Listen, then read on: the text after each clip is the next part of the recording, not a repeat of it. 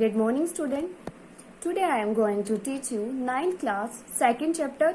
That chapter name is Various Method of a Communication. In this chapter, we have to discuss about a various method of communication. There are three main method of a communication. First is verbal, second is non-verbal, and third is visual method. Firstly, we have to discuss verbal method. So, let's start. Various method of communication. Communication means exchanging idea, opinions or information among the people. Meaning of communication.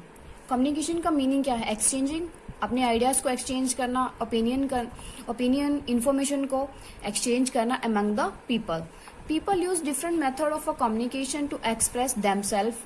The choice of a method depends on various factor such as जो method, use of method, जो जिसको हम method को use करते हैं, अब वो किस पे डिपेंड करता है? Such as the urgency of a method, ability, expenditure, involve the intellectual, emotional level of a sender and receiver. Then method of a communication. There are three basic method of a communication. First is a verbal, second is a non-verbal, third is a visual method. Firstly, we have to discuss a verbal communication. Verbal communication involves the use of a word, delivering the intended message. Words are the most accurate and the powerful tool to express and share ideas. Verbal communication है क्या? Verbal communication अपनी words की जो हम use करते हैं, अपने words, जो word यूज करते हैं अपने मैसेज को डिलीवर करने के लिए, that is the verbal communication. Words are the most accurate. इसमें क्या है? Words मोस्ट एक्यूरेट और पावरफुल टूल्स है अपने आइडियाज को शेयर करने के लिए. There are two primary forms of a verbal communication. First is oral communication, second is written communication. Then first point is oral communication. The process of expressing information और idea through spoken words is known as oral communication. ऐसा process जिसमें हम अपने ideas को express करने के लिए जो वर्ड बोलते हैं उन्हें क्या कहते हैं? oral communication. Oral communication is more natural form of a communication than a written form. oral communication ज़्यादा बेटर वे है comparatively written form of communication. The most significant advantage of oral communication is that it provides the immediately feedback and clarification. Both speaker and the listener take return to speak and enter into a kind of dialogue to make the whole communication process purposeful. इसमें क्या होता है? जो oral communication है उसमें हमें immediately feedback मिलता है. एकदम से हमें क्या है? फीडबैक मिलता है. हम किसी से बात करते हैं तो सामने वाला एकदम से उस बात का रिप्लाई देता है. तो इसमें क्या होता है? इस कम्युनिकेशन को स्पीकर और लिसनर दोनों ही डायलॉग्स के थ्रू बात को कंप्लीट करते हैं. इसके कुछ एग्जाम्पल हैं, जैसे video conferencing, video mails, general conversation, speech, meeting, seminar, group discussion, etcetera. Is the factor of determine the effectiveness of oral communication. कुछ फैक्टर हैं जो इसको इफेक्ट करते हैं. सो फर्स्ट फैक्टर है pace. It means how fast and slow you speak. इसका मतलब कि आप कितना फास्ट और कितना स्लो बोलते हैं. If the speaker talks too fast the receiver may not able to absorb the interpret the message correctly. अगर स्पीकर बहुत ज्यादा फास्ट बोलता है तो रिसीवर क्या होता है? उस मैसेज को अच्छे से एब्जॉर्व नहीं कर पाता. On the other hand, if the speaker talks too slow, the receiver might lose the interest. और दूसरी तरफ अगर स्पीकर बहुत ही स्लो बोलता है तो भी लिसनर क्या होता है, उसको उसका इंटरेस्ट ही खत्म हो जाता है। नेक्स्ट है क्लैरिटी इन प्रोनाउंसिएशन।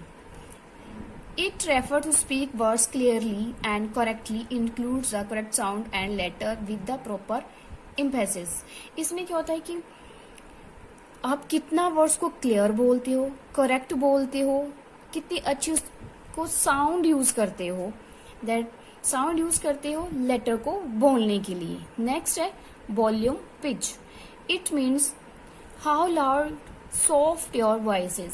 आपकी आवाज कितनी सॉफ्ट है, कितनी लाउड है। If the speaker talks loud volume with the someone sitting across the table.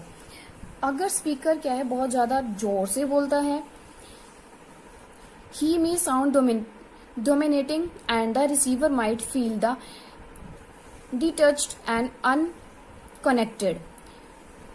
कभी अगर स्पीकर बहुत जोर से बोलता है तो लिसनर क्या होता है, वो उस साउंड को डिटेक्ट ही नहीं कर पाता कि सामने वाला क्या बोल रहा है। और दूसरी तरफ अगर आप बहुत ही स्लो सॉफ्ट बोलते हो तब भी रिसीवर को लगता है कि आप में कॉन्फिडेंस ही नहीं है, तो भी आपकी जो कम्युनिकेशन है वो बैलेंस नहीं हो पाएगी। Next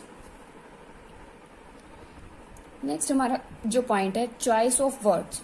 it refers to choosing the appropriate words while the communicating. Consider the following example where are remark about a someone shoe using two different words leads to entirely different interpretation of the receiver। The table given below listed comments into the interpretations। इसमें क्या है कि आप words को कैसे word use करते हो, कैसे वर्ड्स यूज करते हो। जैसे इसमें टेबल्स में दिया है the shoes are very cheap. आपके शूज बहुत ही चीप हैं, एक तो हम इस तरह से बोलेंगे। दूसरा द शूज लुक शेबी। आपके शूज शेबी मीन जर्जर हो गए हैं। The shoes are not costly. आपके शूज ज्यादा कॉस्टली नहीं हैं। The shoes very economical. आपके शूज इकोनॉमिकल नहीं है। The shoes are not costly. आपके शूज ज्यादा कॉस्टली नहीं हैं। देन हम इस अलग अलग तरह से अपनी बात को दूसरे के सामने प्रकट कर सकते हैं, व्यक्त कर सकते हैं। Then next is a fluency. It refers to the ability to speak with ease and accuracy in the language. To talk with the fluency means that your speech flow well and there are no many interruptions to the flow. It keeps the receiver engaged. For example, too many pause that words like you, no, etc. use why the speaker may distract the receiver to break the flow of a communication। Fluency इसमें ये बताया गया कि आप कितने fluently बोल रहे हो, कितने कॉन्फिडेंटली बोल रहे हो। अगर स्पीकर बार बार पॉज ले रहा है जैसे like as, no, you, know, that, तो इस तरह भी क्या होता है, लिसनर का जो कंसंट्रेशन है वो क्या होता है, उसका फ्लो ही नहीं बन पाता। देन नेक्स्ट है length of communication। The conversation should be simple, short and point to point। आपकी conversation क्या है, simple होनी चाहिए, छोटी होनी चाहिए और point to point होनी चाहिए।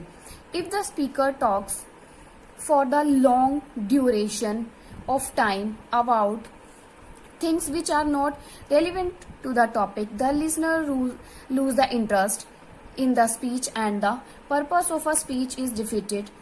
On the other hand, conversation which short convey to message clearly and concisely and keeps is the listener engaged।